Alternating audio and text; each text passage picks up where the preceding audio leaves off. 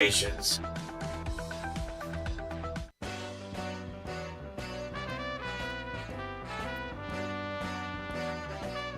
time for Wolo and Friends on Sports 56 and 98.5 FM. Presented by Homer Skelton Hyundai. Here is your host, the voice of the Tigers, Dave Woloshin. As I was walking down the street one day, a man came up to me and asked me what the time was that was on my watch. Well, the Cardinals lose, but it was at the hands of an ace, Brian. Sandy Alcantara. Or Alcantara, depending on your pronunciation. There's probably one right pronunciation, but I go back and forth. It's hard to keep track of. Revenge game, Brian, is it not? Always a revenge game. And it looks a little more bleak with Jack Flaherty's situation is up in the air, fair to say? Yeah. Because we don't know how he's going to recover. My friend Robbie, I shouldn't have said his name, but my friend Robbie gets very upset. Yesterday he sent me a text that said, it's good to see a guy like Sandy pitching when you have an ace that only throws if he's totally feeling 100% that day. But he is coming off of injury, torn labrum or whatever labrum was hurting or whatever. I can't remember what it was. But he's got to get his arm angle up as far as I can see. But Sandy's revenge game was incredible yesterday. A complete game, Brian. I've got some Sandy stats here for you. If you don't know, the Cardinals lost. It was 4-3 yesterday. Yep.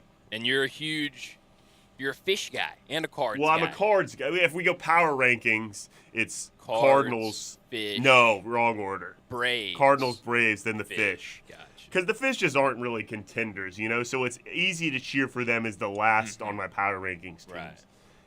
I don't know if anyone cares for my power rankings of teams. Well, maybe they do. But I I've watched the fish a lot, as much as I can at least. Those are the three teams I try and watch every game. And Sandy Alcantara, he was traded from the Cardinals to the Fish. I can't even remember how many years ago now it was, but it was a few years ago now, 3 or 4 or something.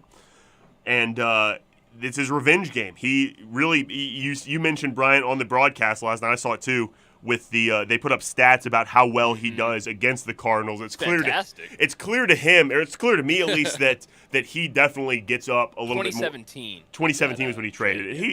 I think he only came in relief. He threw like 8 innings total for the Cardinals in the majors. He obviously had a pretty good minor league career for them as well. But last night he throws 9 innings, 7 hits, 2 earned in a complete game. His second complete game of the year. Here's the stats I have.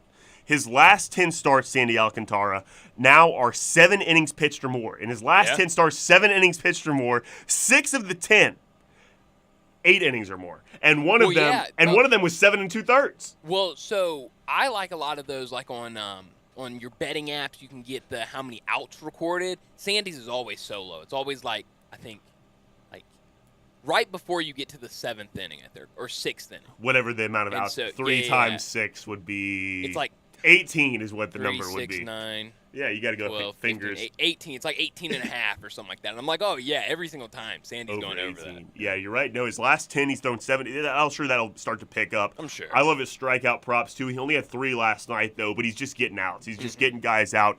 Teams this month.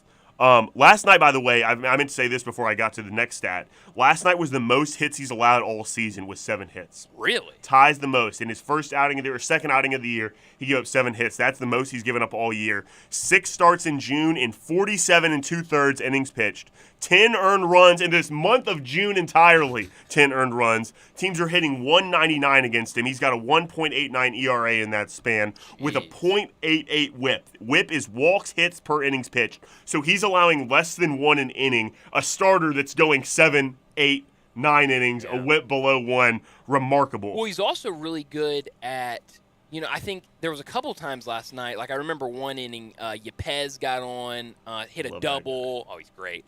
But double no outs, and they weren't able to score. I mean, was able to get out of the inning. He did that a couple times. And then the ninth, that's first and second. Donnie Baseball, Don Mattingly. I call him Donnie T-Ball because everyone has to play every day. Not to mention he sent, not him, GM, but they sent a all-star, Joey Wendell, that was hitting like 350 in the majors. He's hitting in Double-A. He's hitting like 480 in Double-A. Triple-A baseball. Yesterday, there was, I forgot who it was, but they had been injured. It wasn't Jazz, but it was another player, and he waited till like an hour before the game to be like, oh, yeah, he's not playing. He's injured.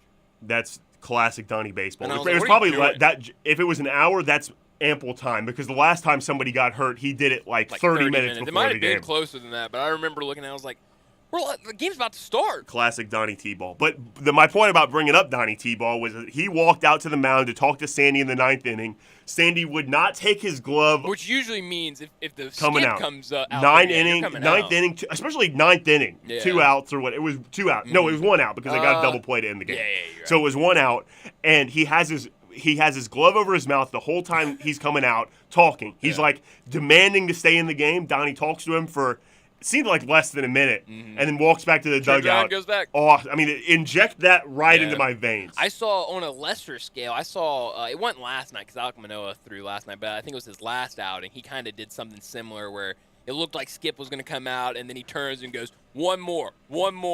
And they're like, fine, go for it. And he ended up getting out of the inning. Wow, they obliged, too. Yeah. You got to be a certain caliber Sure. pitcher to be able to get away with Which, that. I mean, these two guys, Alek Manoah and Sandy Alcantara, Sandy- are both.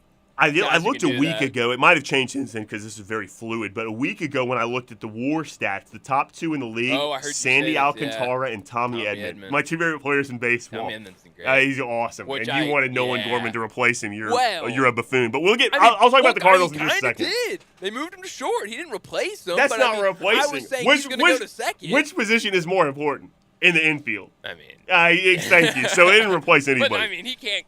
Nolan Gorman can't play short. But in the month of June, so back to, if I could recap my Yeah. June stats, 47 and 2/3 innings pitched, 10 earned runs, teams hitting 199 against Sandy Alcantara in June, 1.89 ERA in June, and a .88 whip. In May, they hit 177 against him, so it's gone up a little bit. Still under 200, though. A .90 whip, so that's gone down. So, and then a 2.13 ERA in May, so that's also gone down this month as well. This guy is a true ace, a lost art in baseball, if you ask me. Yeah. The likes of which maybe we haven't seen since Justin Verlander in the way he pitches. John Harden always says that from Happy Hour, and I couldn't agree more with that sentiment.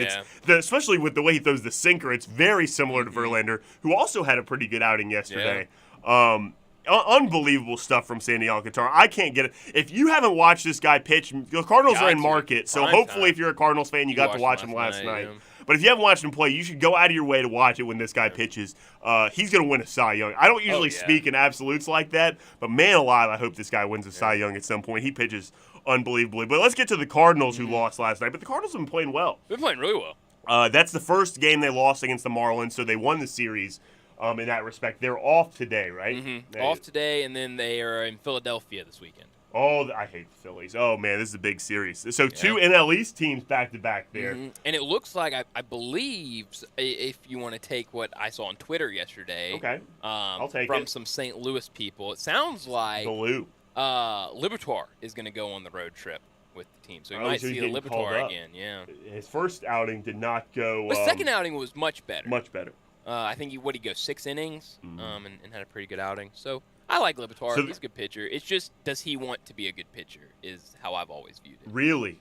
Wait, explain more of that. Because Bryant, last year, you're not doing it this year, but Yeah. last year Bryant was a beat writer, Yep. right, for the Memphis Redbirds. Yep, for For the what Memphis Redbirds. publication? It's called the Cardinal Nation. Cardinal Up Nation. in St. Louis. Basically, a guy, he decided he was just going to cover all the minor league organizations for the Cardinals. Is that And, the thing that you sent me on Twitter? They have a Twitter account, or that's officially from the Cardinals front office? That was officially from the Cardinals. So the Cardinals, every day, they do their pitchers, starting pitchers for each of their minor league teams. Which was inconsistent with Yeah, minorleaguebaseball.com. But I think that's because It was they a had that surprising rehab. start. Yeah, it was a late thing. But Liberatore last year, really good pitcher. I mean, every time he was on the mound, you could definitely tell, like, this guy has MLB stuff. But Top prospect in the organization, yeah, in the right? organization. Well, I don't Top think he was- pitching he- prospect at the very top least. pitching prospect. I think he was like 2 or 3 behind. I think Gorman was ahead of him, Oh, and that's right. then Gorman was Jordan Walker is. I think Jordan Walker. We're still waiting for Jordan Walker. Still waiting for Jordan Walker. He's not in Memphis though. He's in Double A. Double A. That's what I think thought. He'll stay in Double A. he could be a late season call up. Like, they may give him like that last month. Well, and I meant call him stay in up. Double A. They're not going to bring him to Memphis. To Oh, go. no, He's no, going to no, play the no, whole season He's in gonna play Double the A. whole season in Double A. He's not ready. He's too young. But he will be soon. He's hitting. I think he's hitting like 300 in Springfield right now. Wow. But besides the point. Liberatore looked like he had MLB stuff almost every time he was on the mound, but he's just super inconsistent. Clearly. It just seems like whenever he's on the mound, like you can either tell in the first inning, like, okay, he's going to have a good outing tonight, or he's going to be out in the fourth inning. That could be a young pitcher thing, too. That kind of sounds like a prospect that's going to be a reliever, though. Doesn't it? Yeah, a little bit. But he's got good stuff. He's got really like, good stuff. Really good stuff. He's got really good stuff. Minor league baseball is so hard to gauge, too, because like Max Meyer, who's the top pitching prospect for the Marlins. How did he do last night? I didn't get around to watch 2 nights ago. He only threw 3 2/3, allowed 1 earned. They ended up, I think the Rippers came back and won that late. Yeah, didn't they? it was the next, literally the pitcher they put in for him gave up 4 runs in the next inning. But Max Meyer's unbelievable. But that's the thing about watching minor leaguers pitch, especially in AAA, is like you're only getting like 3 or 4 innings from the guy at most. And you gotta be careful what you say about they're only throwing minor league pitchers. And they're only throwing because their dad might come after you. Can we say who it was, or you don't want to talk about Jake Woodford. I don't write for the organization. Woodford's pitching well now, so maybe his dad was his dad was right. Brian. That one game he didn't have a great outing. His dad came for me. He did. It's okay. What do you know is what he said. What do you know? Hey, do you even watch the games? What do you know? Or do you just look at the box score? Yeah, are you box score Bryant? Watch the game. Both start with B. Both start with B. You can be box score Bryant. Maybe. That's a good nickname. It's a good nickname. Maybe I'll take it. Maybe you'll take it. Thanks, Jake Woodford's dad. Jake Woodford's dad. I never emailed him back. I wouldn't have either. Woodford's pitching well, though, out of the pen right now. This one they want him to be a starter, though. I think they probably still have still do. potential. I don't know if he can be a starter. As long as Jack's out, we have a 5th spot that's a revolving door. Do you think they'll make a move close to the deadline and get another starting pitcher? I don't know why they waited until the season started, personally. Well, I mean, they tried to get, like, Steven Matz, but he's been injured. And he's been playing in Memphis. He pitched. His rehab start was against Max Meyer. It was him, and then there was another rehab start that came in after him, I think. Yeah, Jordan Hicks or somebody? Yes, yeah, Jordan Hicks. Yeah. I needed the name, and then you gave it to me. Speaking of, this actually is a great transition to what I wanted to talk about is the rookies playing for the Cardinals, which there's a lot of talk about these guys, Brian. You watched them last year. I remember you telling me last year during the Redbird season how much you enjoyed watching Juan Yepez. Oh, he's fantastic. And to be honest, I was a little trepidatious because you get a lot of these guys that in their first, this is not just the Cardinals, across the board in the major leagues, sometimes the best stretch a player has is like his first 30 days or 60 days in Major League Baseball. Yeah. And Juan Yepez started as hot as anybody has. Super hot. And I was surprised how hot he was. Has been very consistent in that regard, too. Someone who has not been consistent, though, is Lars Nootbaar. Yeah. But Juan Yepez, Brian, you raved about. You raved about Nolan Gorman as well. Talk a little bit about what you've seen from those two guys. I'm kind of putting you on the spot because I didn't tell you we were going to talk about this. But you watched them so much last year. And also Brendan Donovan. So talk about the rookies. So I mean, I guess I'll start with Yepez. Yepez last year, I mean, was kind of a guy. I mean, you knew about, like we just talked about, you knew about Liberatore, you knew about Gorman once he got called up. I mean, there were like the handful of They've guys. been having articles written about those guys since they were drafted. They were in high school. Yeah, and since so, they were in high school. You knew those guys. That's who everyone came to see. That's right. But Yepez was one of those guys that nobody was really talking about, but he just came out and just hit bombs every time he came up to the plate. Dropping tanks. And his dad's awesome. His dad would always retweet my stuff, which I love, down in, I forget where he's, Venezuela, isn't he from? Yeah, I'll look it up. I don't know. Because maybe it's not Venezuela. He's from somewhere, but his dad would always retweet me at like 1 o'clock in the morning. It was always very consistent. But Venezuela, that's right. Venezuela, yeah. And but Juan Yepez is super solid. I always said this, very questionable about where he can play in the field. They played him a lot last year at first with the Redbirds. Wow, so you think he's like the Albert Pujols, Miguel Cabrera type, where we're starting in the outfield and we're going to slowly – next is going to be – well, not with Nolan, but next is going to be third base and it's going to be first base. I don't know if he can play first base. But you have the DH now, too, to your potential. I think that's what's going to help him a lot. I also think we talked about this last about a month ago when we were talking about Juan Yepez, but learning from Albert Pujols, I mean, has been fantastic for him. You mentioned this, and ever since you said it, you can see it in the dugout as he talks that guy's ear off. And I've heard he does the same thing with Yachty, too, which there's really not two better guys in baseball. And it's sometimes they'll put the camera on it so you can notice it a little more, especially since it's become a story. But every time Juan Yepez is at the plate, and I'm pretty sure it's because Albert knows that whenever he comes back into the dugout, he's going to ask him 100 questions. Studying but Albert stops whatever he's doing. Like, he'll be mid-conversation with somebody. He'll stop talking to them and just focus on what Juan Yepez is doing at the plate, just so that he can tell him what he's doing right, what he's doing wrong. But, I mean, it's a super, mentorship role. Like, they're really good friends. And it's been awesome for him, and I think that's what's helped him a lot. I think he's gotten a lot of confidence because you have to suspend even though it's Albert Pujols, Yeah. you really have to suspend your ego Oh, yeah. to allow a teammate to critique you to that degree. Well, But it is Albert Pujols, so maybe I think not. for Juan Yepez, too, like what I always gathered from him in talking to him last year, like interviews and stuff like that last year, and just watching him play and stuff, is that he's a super, comes off as a super humble guy. Like, doesn't come off as like a, hot shot, whatever. So I think when you get to the MLB and you're just like a new player, very young, not a super talked about prospect, and then a guy like Albert Pujols comes in and is like, I'll help you out. Like, I mean, that's got to make you feel pretty good. Absolutely. Oh, well, he's a legend, for one thing. Yeah. And no doubt. He was drafted. Yepez, I don't think he was drafted. He wasn't drafted. He was an international signing. He was an international signing, so that's a little bit harder to deduce how good of a prospect he was coming up. But that's what I was looking at when you were saying he's a really humble guy. I was looking to see where he was drafted. Yeah. If it was somewhere in the 30s or 50s, I can't remember where Albert was drafted, but it was astronomically high. That's incredible. But I mean, he's been awesome. Nolan Gorman. Finish with Gorman. Go to Brendan Donovan first. Do you have much to say about Brendan Donovan? Yeah. I mean, he's been playing great, but I don't know how good he was last year. year. But the thing about Brendan is, if I remember correctly, he was like a mid-season call-up to Memphis. Like he didn't spend the whole year last year in Memphis. Oh, so he started. That's rare. He's in Springfield, I think. That's rare. Nowadays, people don't make a lot of roster moves from AA to AAA. I believe maybe it wasn't like a mid-season, but I don't think he started the year. He didn't start the year with Memphis, and just came in super consistent. Just gets the bat on the ball.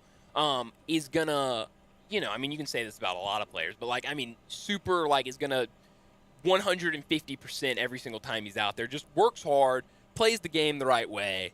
And it's just consistent. I mean, that's the only thing I could say about him last year was he's super consistent. I mean, he's not going to hit a ton of home runs or anything, but he's just going to get on base, find a way to get on base, and that's what he's been doing with St. Louis this year. Wow. Okay. In 2021, Bryant, he played 15 games in the Fall League. Yeah. He played 25 games in Peoria, which is High A. Oh, wow. He played 50 games in Springfield, and then he played 33 in Memphis. Yeah, so it was he like has a late shot up.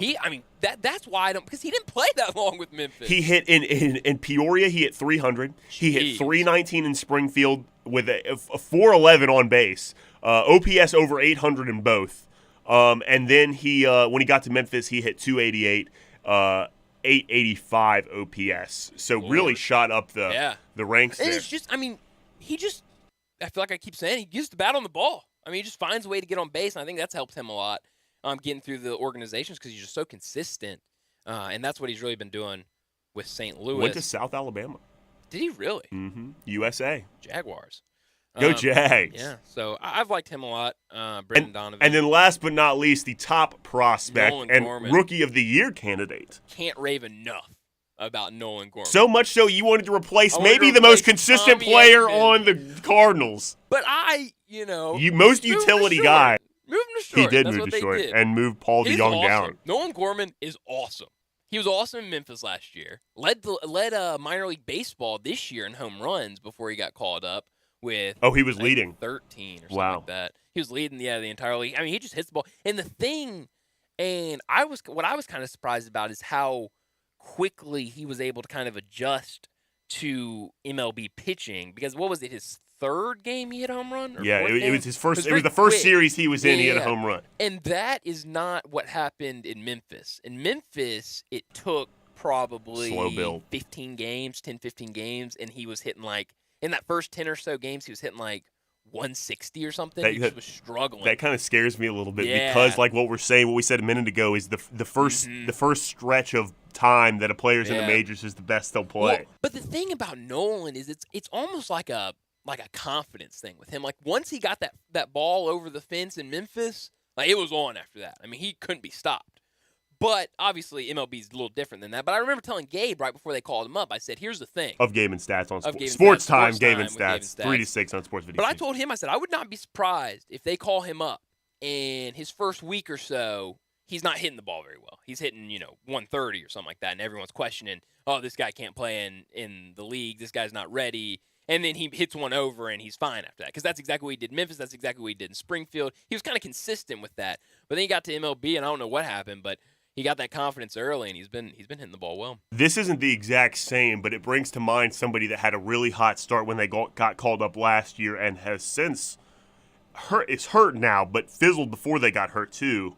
Can you guess who I'm thinking of? Someone called up last year, top prospect. Last year, top for who? Well, if I tell you who, it's going to give it away. Okay, I'll just tell you who. The Rays. Wander Franco. Wander Franco. He's hurt now. Fantastic. But he's really. He didn't start the season well though. No, but I got to see him last year in Memphis, and he was. I mean, switch hitter for power both ways. Got very on rare. base every single time, and he would get to third base before you could even blink. Another rookie we talked about earlier in the year, third in rookie of the year voting last year, by the way, Wander was only playing 70 games as well, which is remarkable that he was able to do that.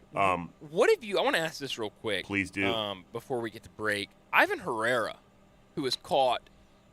Since Yachty's been out, it has to be Kisner and Herrera. Well, I've liked Herrera a lot. He's been all right. I get the sense, and he's very raw. Now I've said it for like 3 guys, but I get the sense that this is going to be the best stretch of baseball he ever plays. But he's another guy who's kind of shot up the. I'm trying to think of another player that's been like that. The guy that I can't even remember his name anymore. Middle infielder, and then they traded him to the Red Sox after his first year. He's with the Cardinals.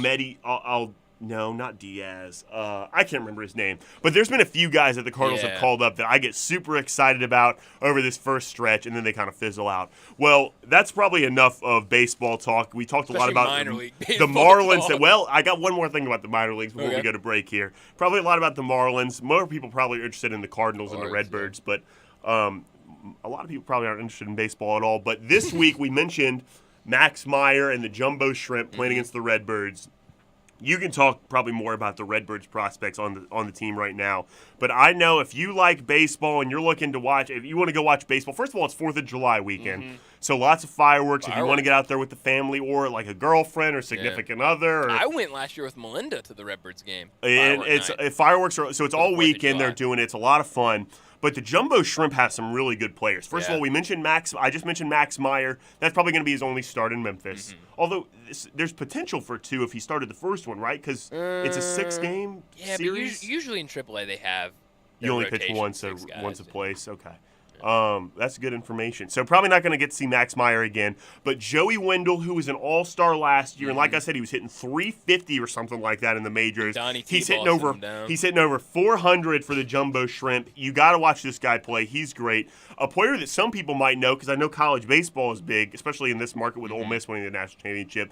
J.J. Bleday, who was one of the top picks in the draft, went to Vanderbilt. He plays right field for the Jumbo Shrimp. He's an excellent prospect. I think he's hitting below 300 in the minor leagues right now, but this is a guy that we hope is going to make a lot of noise. Those are the first 2 that come to mind. Jumbo Shrimp is a really good minor league team to watch, even though you might not be super excited about the Marlins. They got some really good prospects. And the Cardinals, Brian, also have good guys, too. You mentioned Liberator might get called up. You might see him. You also have guys making rehab starts. You got Paul DeJong, who might be a AAA All-Star this year, maybe against his own wishes, but nonetheless, he's hitting well in AAA. Except he got injured last night. So you won't see Paul well, anymore. Maybe. I mean, he got hit on the hand and had to leave. Who else? Who am I missing? Who else is on the team? Alec Burleson has been playing well. He might get a call up at some time. Honestly, Memphis is a really good team. Like I don't want to whatever I say after this. But all their young players are in AA or in the majors in St. Louis, which kind of leaves AAA out to dry. But they're a good team. They're only 2 games out of first place, right? Which last year when they had all these guys, I mean everybody you're raving about in St. Louis right now was with Memphis last year, and they were terrible. They were horrible. Older utility guys, maybe. It could be how it is. Maybe. That's it for I want to talk maybe a little daily fantasy later. See, the J-Rod show got a home run yesterday? Oh, yeah? Julio's been playing great. That's why you've been listening. Brian told me when we were sitting there in our pre-show meeting. Exactly right. Brian and I got here at 6 a.m. this morning to do our pre-show meeting, as we do most days. So we've been here, for hours. Working. Since 4 a.m. Brian was telling me he's been listening to Seattle Sports Radio. Well, because they're kind of, so you Julio, have Miami. Miami's your adopted sports city. It really is. I feel like Seattle's kind of mine. You got the Kraken. I love the Kraken. Who doesn't like Julio? I like the Mariners. I love Mariners are fun to watch. I got to give you credit for that. They're great. So I think they're my kind of adopted sports city. Seems like a good city. When we come back, not only are we going to talk about Amani Bates, at least limited. We might talk a little bit about blueberry muffin Kit Kats. Don't start with me. I want to talk a little bit more about the NBA draft because I rambled endlessly and talked way too fast when I tried to talk about it last week. But also, Bryant is going to do some sleight of hand magic. We'll be right back. You have opinions? Yes. Of course you do. Everyone does. Hit us up on the AutoZone listener line. 360-8255. 360-8255. I often say they've set the bar for the way car business should be done at Homer Skelton Hyundai. You know how close that is. It's right there at Highway 78, Lamar Avenue, and Craft Road, the very first exit in Mississippi. I say it because they always come up with new innovations. And right now, when we've had all these shortages on new cars, Homer Skelton Hyundai is always going to come through for you. You won't pay more than the sticker price for a new car at Homer Skelton Hyundai. That's Chris True's pledge. You'll never pay more than sticker price. Those other guys, they could charge you a whole lot more for that new car because they know there's a shortage. That never happens at Homer Skelton Hyundai. That's part of the philosophy and the team that's been together for about 15 years now. You want the best of service? You want the best of products? It's the combination and the trust you'll always get from the best guys around. Homer Skelton Hyundai and Genesis of Olive Branch. So you need to sell your house? I have the solution. Call 901-406-1101. That's 901-406-1101. Call my buddy Bill at I Buy Houses. Any house, any area, as is. It's literally as simple as that. Just pick up your phone. Call 901-406-1101. That's 901-406-1101. Call my buddy Bill at I Buy Houses. Guaranteed to close in 5 days. If you need to sell your house fast, call Bill at 901-406-1101. That's Bill at I Buy Houses.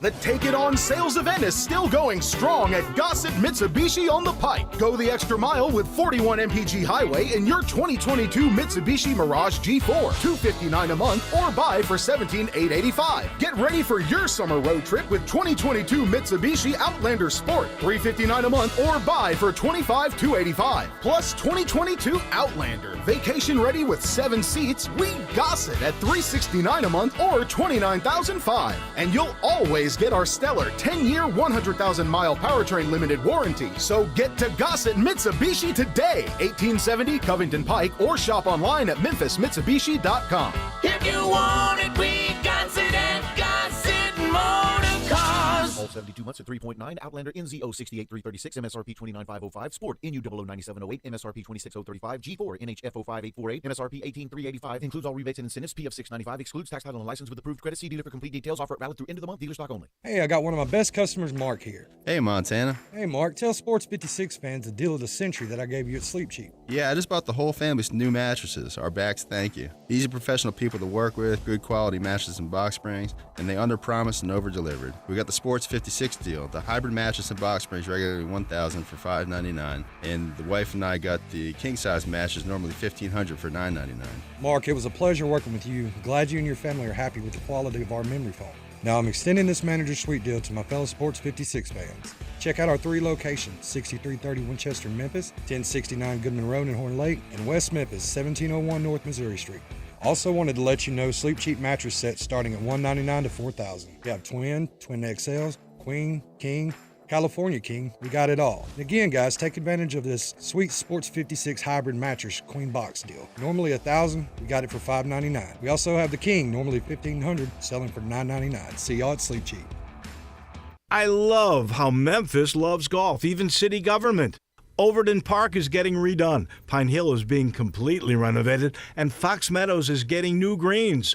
Public golf has never been better. There's a new app for your phone, Memphis Public Links, where you can make tee times, view special offers, get tournament information, find out the latest golf news, and virtually stay in touch. You can download it at the Apple App Store. There are several new golf tournaments this year, including the Mayor's Cup, and there will be a Player of the Year based on performances throughout the season. You can't beat Memphis golf. Galloway is in perfect shape.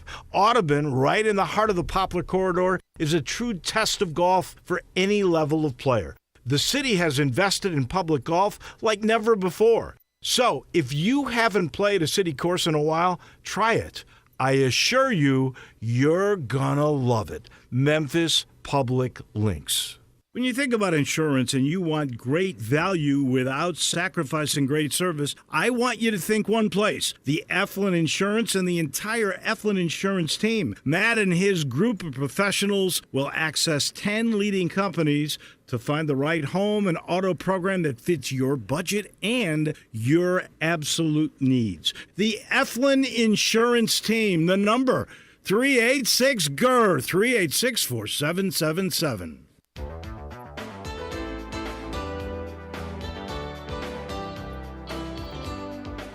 Now back to Wolo and Friends on Sports 56 and 98.5 FM, presented by Homer Skelton Hyundai. Here once again is the voice of the Tigers, Dave Woloshin. Standing in line, marking time, waiting for the welfare dime. 'Cause they can't buy a job. Man in a silk suit hurries by as he catches the poor old lady's eyes. Just for fun, he says, get a job. I can't believe we wasted all week talking about Amani Bates in Memphis. And then he goes to Eastern Michigan. And he goes to Eastern Michigan. What are we doing? I really don't care. No. I mean, it's a lot of people are I have a feeling that there's going to be a lot of Amani hate that was not there when there was potential of him to go to Memphis. Mm-hmm. Yeah. I'm not saying from the program or anybody involved in the program, but from the public, and I'm not really as involved on Memphis Twitter as I probably should be for this job, but I just have a feeling that there's going to be a lot of, well, his career's over now that he's going to Eastern Michigan. He must not have had any other offers to go anywhere I've seen a lot else. of that from national, from like not media per se, but like just people that care about college basketball around the country are like, his career's over now. Eastern Michigan. He must not have had any offers to go anywhere else. But here's the thing that people need to understand, and I don't know this for a fact, but I have heard rumors that there was one game in particular, and I think other people have said this too, so it's not totally reckless. I'm sure there's credible people out there saying this, right, giving voice to this that aren't me and you, although you're more credible than I am. But Amani came off the court one game and said, F you, Penny, you lied to me. And I have a feeling that he doesn't take too kindly to that type of language. And also, doesn't surprise me coming from a 17-year-old. As he was also leaving the school, is giving voice to that sentiment to incoming recruits. Yes. Well, no, not incoming, but recruits out there. Recruits, I'm sorry, not incoming. Recruits, people that are there recruiting. They have no recruits right now. And I think that those kinds of things, even if it's not the coach or the coaching staff bad-mouthing him to other programs, which I have no proof that it was done, and I would imagine it probably wasn't done to a huge degree. I think those kind of reports were out there for everyone to see. The offers and the situations that are offered to you from other big programs probably aren't going to be super attractive or even super committable. You know what I mean? And that's all speculative. That's not. I'm not saying that's happening. So it's not beyond the and it's also he's from Eastern Michigan. He's from Ypsilanti, where Eastern Michigan. That's where it's located, right? So so he's from that city too. And Stan Heath, who used to coach at Arkansas, is the coach there. Coach. I got they've had a good offseason. Plenty of opinions on him. I'm not going to share. Got a guy from Georgetown. I think transfers from Georgetown, Providence, and one other kind of big school. I can't think off the top of my head. So they got other transfers Memphis. in there. And they got Noah Farrakhan at the point, who averaged 17 points a game last year. Love Noah Farrakhan. Do you remember Noah Farrakhan in high school? He was fantastic. I actually don't at all, Brian. I don't watch much high school or college basketball. No, he was at the Patrick School up in New Jersey first. Okay. Then he went to IMG. The thing that everyone loved about Noah Farrakhan, not the best, but I think he was like a 3, maybe a low 4-star coming out of high school, but he was super flashy. Like he, what did kids say? The drip was there. I just loved watching him play. He's a fun player to watch. Probably when you say flashy, you probably mean really handles the ball really well. Yeah. Can kind of dish it out a little bit, can score the ball. But mainly he handles the ball really well and makes defenders look silly. Yes, which sometimes But there's other fundamentals of the sport too. Right. But that's an important one. Handling the basketball. Commits to East Carolina, doesn't play at East Carolina's first year, which probably should have told you something.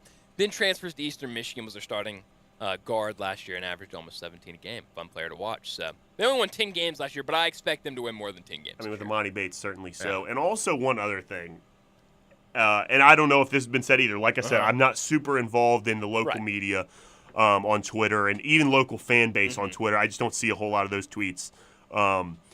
And so, but I have a feeling that there's a lot of people that are like, well, that's it for drafting or like high draft Which is pick. kind of ridiculous. It is. And for instance, Josh Minot was not drafted in the second round because he went to the University of Memphis. No. That's totally erroneous and ridiculous. Yeah. It was based on his potential in a lot of ways in spite of his performance last season.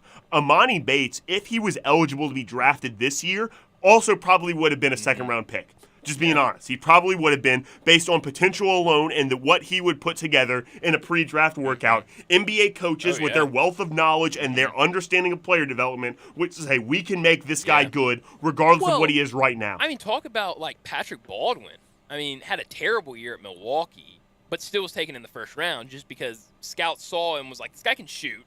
This guy has the ability to, and I mean, especially with the Warriors. I mean, that's a perfect franchise for him to go and learn from some of the best shooters of all time. And then maybe in a couple of years, he becomes a player that they can rely on. And so, I mean, if he goes up to Eastern Michigan, has a good season. Even if he has a bad season. Yeah, I mean, he's still there in the second round. I don't think maybe, he wants to go in the second round. Maybe not even second round, to be honest, because draft picks, again, and we can talk more about the draft in a second. This is actually a good segue. Draft picks are not based on your ability. It's not like this is the best guy, this is the second best guy, 1 through 60. It's when is someone else going to draft him? So if someone that wants Amani hears someone else is going to take him in the first round, Amani Bates is going to be a first-round draft pick. Which we probably saw some of that with the Grizzlies this year. That's exactly a good transition, Brian. But regardless of what he puts out there, this guy's career is fine in terms of making it to the NBA because he was recruited to Memphis based on potential, and he's going to be an NBA draft pick based on potential. It has nothing to do with what he puts out in the game. No. And that's what people are like.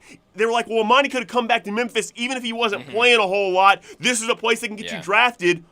Boo hockey. Like, that's ridiculous. Like, Josh Minot was not if Josh Minot went to Eastern Michigan, he would have been picked in the second round. I mean, he's long. He has a lot of attributes that can make you a guy that NBA teams like. Another thing, and that's also not a knock on Memphis, by the way. That's just I'm just talking about the landscape of basketball. Yeah. But another thing I saw, kind of going back just to college basketball, is a lot of people said that the reason he was going to Eastern Michigan is because the offers he got from these other schools weren't real because of what he did last year at Memphis and all of the off-the-court stuff that he did at Memphis, which is not true. I mean, Louisville was in the mix, for sure. Arkansas was in the mix. Michigan, I've seen from a lot of credible people that Michigan was in on him up until they had too many guys on the roster. They said, hey, I want to go there. And I think that might have been a little bit on the people around Amani didn't want him to commit. They were taking a lot of time to look at their options. That's a good point. But what you were saying with NBA teams looking at Amani and saying, we can do something, or Josh Minor. Totally separate. These other big-time schools were looking at Amani and saying, we can probably do something with this guy. Felt the same way. If we can get here. Maybe if we say, hey, Dad, you can't be around as close. But the guy has skill. The guy can play. That's an important factor. Yeah. It's not that the offers, I think I said non-committable. It's not that they weren't committable. It was probably because of everything that transpired last season. There was probably a lot less promises given to him from major college basketball programs, and probably a lot more promises given to him from a hometown team like Eastern Michigan. That's especially Stan Heath is really trying. You just talked about all the other transfers he got. Clearly trying to make some noise in a smaller especially conference. Whatever you want to say about this decision, I think it's pretty clear, he's going to be able to play with a lot of confidence next year. I mean, you're in your hometown school. Undoubtedly. You're going to be I would imagine maybe Big Farrakhan probably might have a few arguments over the course of the year. Hometown kid. I mean, that's what they're going to be shouting in Ypsilanti, Michigan today, is the former #1 player in the country, top 5-star guy coming back to hometown. Do you think the local media in Ypsilanti is calling him a dud? Well, is robust enough to be saying all of these things? I don't know. Maybe. I actually don't know the community of Ypsilanti at all. I don't either. Because I'm very myopic here, living in the Southeast. I've been in Memphis and Birmingham and Lubbock. Don't forget Lubbock. Don't forget Texas Tech. Lubbock. But hey, good for Amani. I hope he does well. He'll be fine. I think he'll be fine. I'm excited to watch Eastern Michigan. If we can play completely honest, I'll probably watch all their games next year. Probably bet on all of their games next year. Oh, yeah? Yeah. So, as Brett would say, there might be an 800 number for you to call in that regard. There probably is, but I don't need it. That's actually an excellent segue. I want to talk a little bit more about the NBA draft and the Grizzlies in particular, if that has not been talked ad nauseum at this point. Yeah. I'm sure people are tired of it, but I talked about it last week when I sat in for When we Dave's got show. Summer League coming up. Yeah, I can't remember what day I sat in for Dave, but it was some day. We do have Summer League coming up next week, right? Yeah. Starts in Utah, It was and then last they go Friday to Vegas. You sat in for Dave. It was it? Last Friday. I was at the gym. I was working at the gym, and I had the AirPod in. So nice of you, Bryant, to listen to me ramble and talk yeah. too fast. And my uncle told me very nicely, he should have said it far more sternly than he did, but he told me, you were just talking so fast, I couldn't keep up with what you were saying. And I was nervous, and so that's understandable why I was talking that fast. So I want to talk a little bit more about it. I've also been a little bit unhappy with the analysis that I've seen. Now, it's not to say that people aren't doing good analysis on this. It's just what I've seen. I haven't been super happy with it. So let's start with Jake LaRavia. Do you want to give your credentials out before you? I don't want to give my credentials. Not even a little. It's enough that I have somebody to talk to. I don't want to give my credentials out. Also, Bryant, I watched his last 7 games of the season, LaRavia, and I put together a highlight clip or just a game clip, and I sent it to you. I showed it to as many people that wanted to watch it as they did. So LaRavia is a 6'8". I think he's a 3-man. Yeah. I'm hearing a lot of like 4-5 or 3-4. Look, I think it's very limited to him even guard one position. So I'm going to say a 6'8", 3-man because I just think that's the position he's most likely to guard. Yeah. His shot, people are raving about his shot, and I think in pre-draft workouts based on reports, Brian, you actually showed me these reports. Yeah, I heard he was shooting the ball well, which is great because in the clips I watched, in the games I watched, he wasn't shooting the ball that well. It was not a lot of lift. It was a very flat shot. Even open jump shots like corner threes, he hit a couple, but any contest kind of negated all shots. Right. He was a little bit turnover happy, but I don't think that translates a ton to the NBA. He brought the ball up. That's what I was about to say. Fairly often.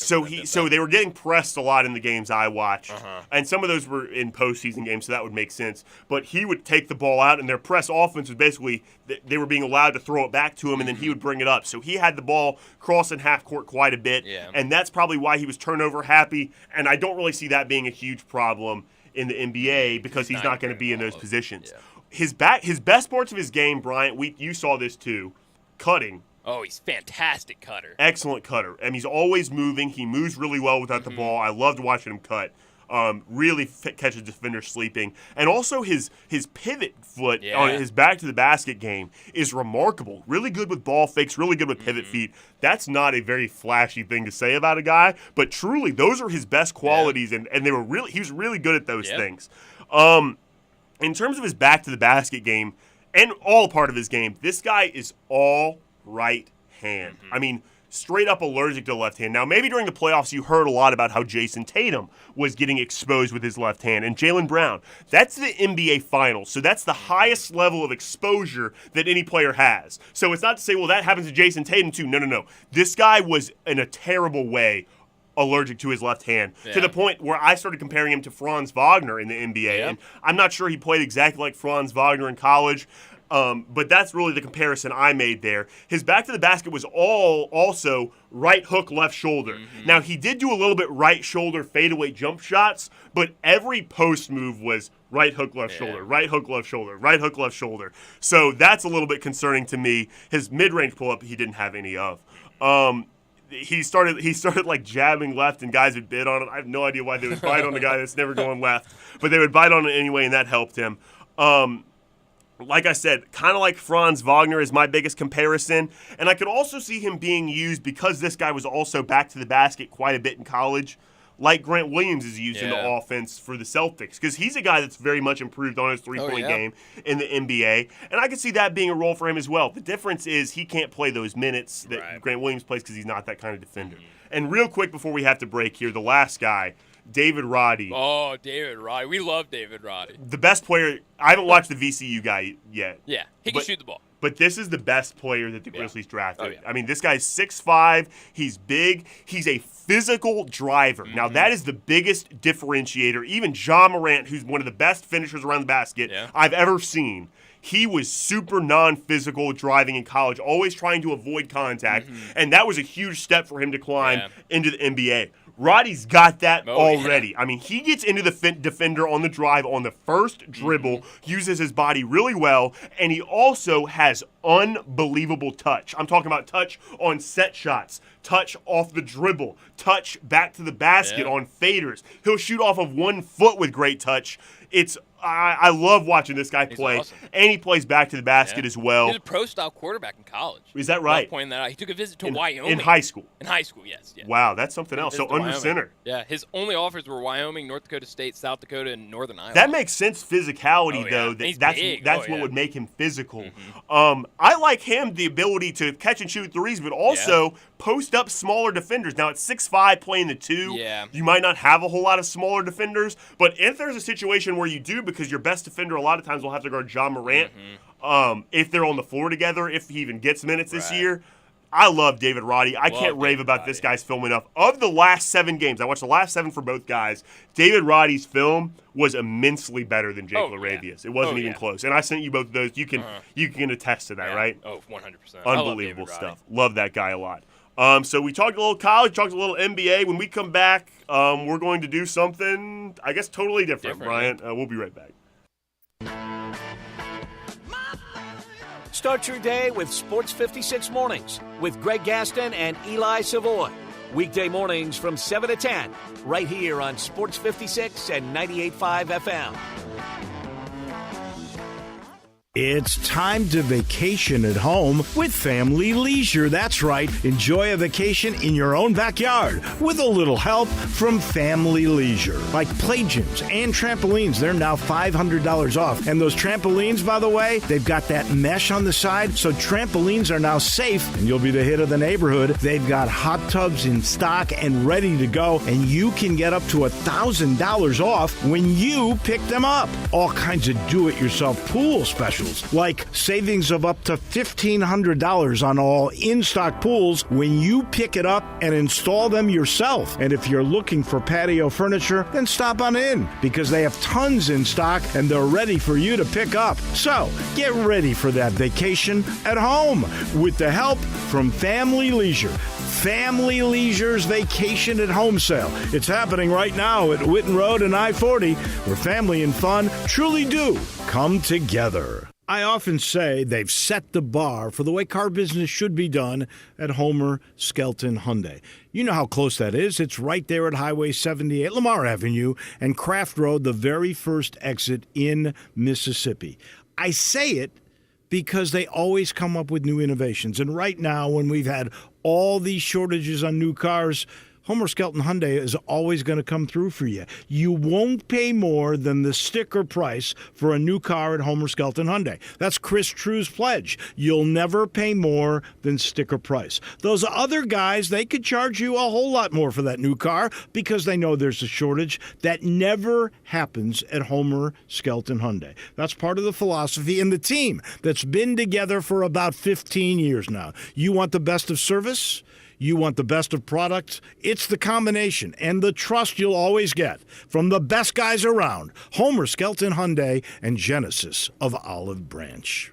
Welcome to Triumph Auto Sales, where you'll have a great car buying experience. Triumph Auto Sales is your #1 source of quality pre-owned vehicles ranging from lease returns to new car trades, all at huge savings. Plus, Triumph has a full array of financing options to meet your needs. Find your next car online at triumphautosales.com or stop in today at 4875 Elmore Road. Triumph Auto Sales will help you get the vehicle you want at the price you need and the service you deserve. For a great car and a great experience from a local and family-owned business, visit Triumph Auto Sales.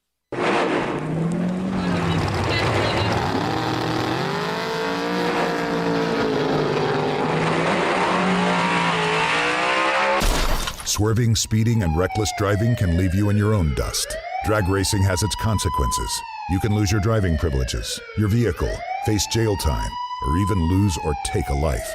So slow down, Memphis. The life you save may be your own. Brought to you by the Memphis Police Department, Traffic Operations. Hey friends, Bill Russell, and it's June, and that's the month for brides. So many marriages happen in June, and that means that there are a lot of happy couples this month. It also means there are a lot of folks who have anniversaries in June. A lot of men who need to remind their wives how much they love them now. For 5 decades at Russell Brothers, we've been helping fellas show their wives that after however many years, they love and appreciate those sweethearts now even more than they did on their wedding day. With a new ring or a pair of diamond earrings, perhaps a beautiful sapphire bracelet or a stunning emerald pendant, we have so many ways to say thank you and say I love you. Men, if you have an anniversary this month, you need to remind her in a tangible way that you know how remarkably wonderful she is. Special gifts for special ladies at Russell Brothers Fine Jewelers, 4646 Poplar at Perkins. Say there was a place, the perfect place for everything you need for tailgates and patios. Grills and chairs, charcoal and coolers. Everything to make a great game or a great day. That perfect place wouldn't be a warehouse. It's East Memphis Ace Hardware. Locally owned and operated at Quince and White Station, East Memphis Ace Hardware is where you'll find Benjamin Moore paints, local plants from local growers, and Black & Decker tools. Around the block, what you need in stock with people who know their tailgates. Welcome to East Memphis Ace Hardware, the home convenience store. Now back to Wolo and Friends on Sports 56 and 98.5 FM, presented by Homer Skelton Hyundai. Here once again is the voice of the Tigers, Dave Woloshin.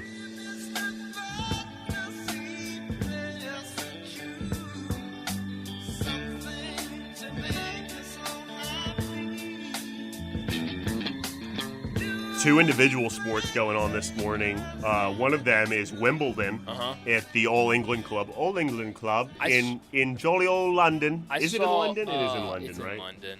I saw that they were Sid trying Sippis to won get, this morning. I saw that. I saw they were trying to get dogs to be the ball boys and girls. Well, they would be ball dogs then. Ball dogs, but that they could still be boys and girls. You're a good boy. But they like train. They've like been spending all this time training these dogs to like run, get the tennis ball, and then like take it to the play or whatever. And that the dogs would go run and grab the tennis ball, but would not give it up unless you offered them a treat. And so they couldn't put them in Wimbledon because you can't offer them that many treats. You don't have that much time. You It'd don't. just be a mess. It's got to be quick. Yeah. No, and the kids at Wimbledon are well trained. Yeah. But I love how they run and then they get back in their little You got to get in your position. It's classic Wimbledon. Awesome. Also, another individual sport going on right now, the John Deere Classic at TPC Deere Run. And JT Poston, who our guy. Can you believe, Bryant, that we picked the same golfer this week? I mean, what are the chances? Golf guy, Do but you? I haven't disclosed who he is yet. Is that right? And the fellows over at Sports Time, that'd be Gabe Kuhn and Brett Norsworthy. They want me to disclose. But you're not going to do it. My golf guy will not. Contractual reasons. And who was your second golfer taken? My second was Nick Hardy. Nick Hardy was? Yeah. That's interesting because I feel like, I don't know your golf guy from Adam, but I feel like your golf guy probably told you to take Denny McCarthy and Chez Reavie, and it seems like you're just not really paying much attention to the golf. What your golf guy's telling you. I think I made a phone call with my golf guy yesterday, a couple texts back and forth. And you just weren't listening? But it was while we were on the air. Oh, so and it's hard to follow. A lot of things going on. No, of course, yeah. I have an intern now, so a lot of things going on. What's around his name, me. Brian? His name's Colin. It's kind of similar to your intern, Connor. Well, John certainly Both calls start them each other's name all the time. A C. But yeah, so a lot of things going on. I might have missed that text from my golf guy, That's but all right. Again, won't disclose who that is. One more thing, Brian. We might not have time for Blueberry Muffin Kit Kats. Oh no, I brought it. But I wanted to. You today. did bring it. Quickly describe how good it is. So Blueberry Muffin Kit Kat. I don't know if they're losing money or something, but they've been coming up with these wacky flavors. The last one was key lime pie. We tried that on air once. A blueberry muffin one. I had to go to 2 Walgreens to get this last night. Wow, very popular. They were almost out at the second Walgreens, and when they had 4 left, I bought 3 of them. The cashier said I was crazy. I tried it. It's fantastic. Have you ever had one of those like Kellogg's like breakfast bars that are a little very good, flaky, a little crunchy? Granola bar. Exactly what this tastes like. Really? They're fantastic. Probably more sugar in that though. Probably a little bit. And does chocolate. It say on the back? Is there chocolate in this? Because it's purple. Kit Kat has chocolate. So it's fantastic. I would advise you if your Walgreens has it. I wanted Jay to try it, but he won't try it. I won't. So Too much sugar. It's fantastic. Go get it. Kit Kat Blueberry Muffin. Last thing we have here in the last 30 seconds is I do daily fantasy every day. I run a little spreadsheet, gives you percentages of guys to take. This is also good betting advice. I've got the Cubs and Reds Reds. The Cubs to score 5.9 runs and the Reds to score 5.3. That's 11.2 total. The Vegas line is set at 10 now. It's minus 115 I saw this morning to take the over. I think I'm probably going to ride with that over. And then if you're looking at individuals to take, I really like the idea. On 100% of my leagues, I have Ian Happ and Joey Votto. But next up here, the next two that are also in 94 or more, Christopher Morel, who's playing really good baseball for the Cubs, and also Patrick Wisdom. So that's a game. Wisdom's been playing well if you want to stack teams today in daily fantasy, I would stick with the Reds and the Cubs. And if you want to take a bet today, I really like the over in that game. It probably is going to go up as the day goes on because I can't be the only one on the over because I'm an idiot. So I imagine people a lot smarter than me probably have on the over, and so it might go up today. Bryant, good work. That's all we got for today. Dave will be back tomorrow, but next week Dave is out, and you can hear Bryant and I all week, either Monday to Friday or Tuesday to Friday, depending on if we're on for the 4th or not. But that's it for us. Johnny Radio's up next. See you later. Belly Acres' motto is City-Fied Farm.